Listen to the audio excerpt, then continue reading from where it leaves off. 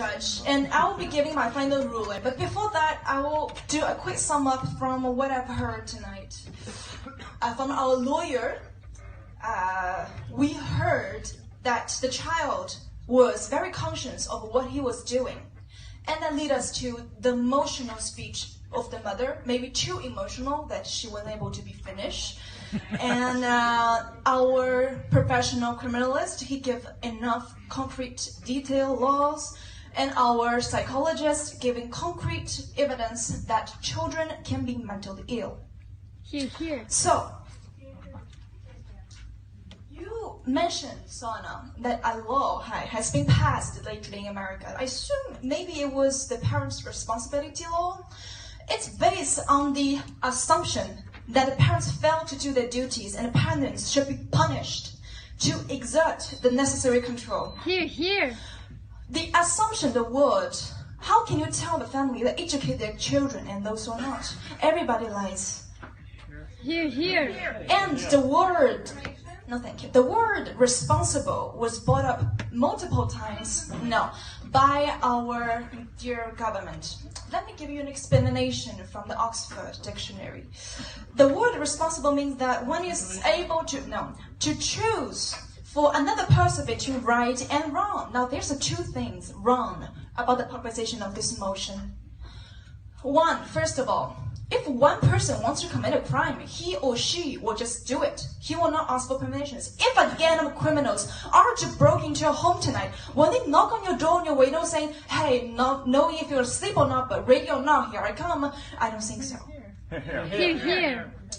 And you, dear government, you spoke multiple times about, I believe family is the major factor. And in fact, it is. It's the first contact that children have. I agree with you.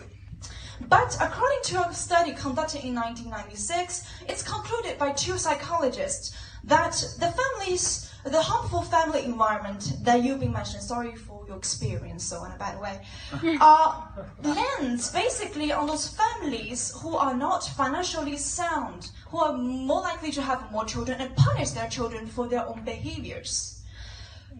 No, thank you. Now, let's imagine on the cold night out somewhere in Paris, an SDF family where the child broke into a bakery, stole a croissant, handed it to their parents and say, Mommy and Daddy, no thank you. I know you're hungry, but here, come and take the first bite. Will you take him to a prison and take the parents too, in this case, with you?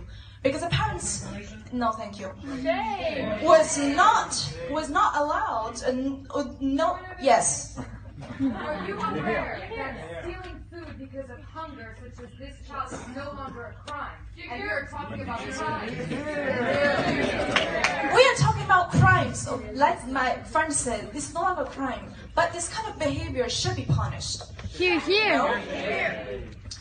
And according to the Maslow's pyramid, as long as people cannot fulfill the first layer, which is the basic needs, they can hardly go up to the higher ladder, which is moral needs.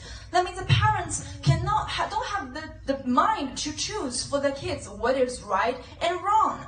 Shame. Here. And yes, Do you think a poor family cannot raise good kids? I totally think so. But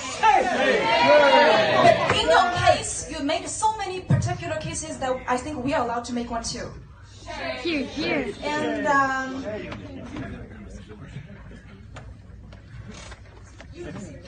you talk about the individualism, about responsibility. I think in Western history, in Western countries, individualism prays for the fact that people take responsibilities for themselves because we need to learn from experiences in order to grow up. And when we become adults, we will learn from experiences and learn from it.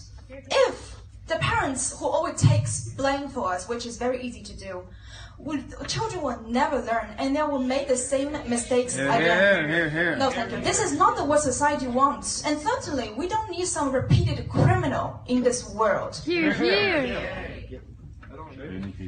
And you talk about kids, the influence of the external environment is not important. No offense, but have you ever been to the 93 district?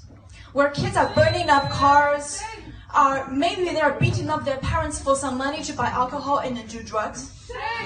Are you telling me that some poor parents begging for help and praying that the juvenile court will take their children away and teach them a good lesson? You're telling me those parents should be punished? I don't think so. Here, here.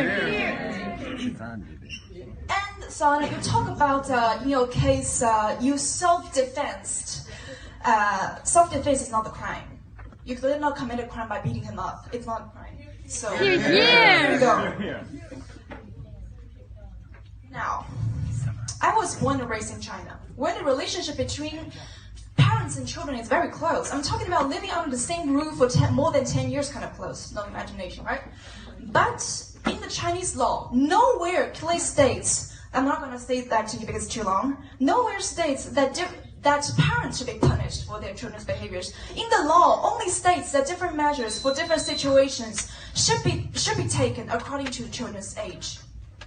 Parents should not be punished for their children's crimes is not only a statement and opposite of this motion, but it's a moral standard to which everyone should be at the same level, which should be carved on the head of the juvenile criminals that our government here is trying to defend and justify.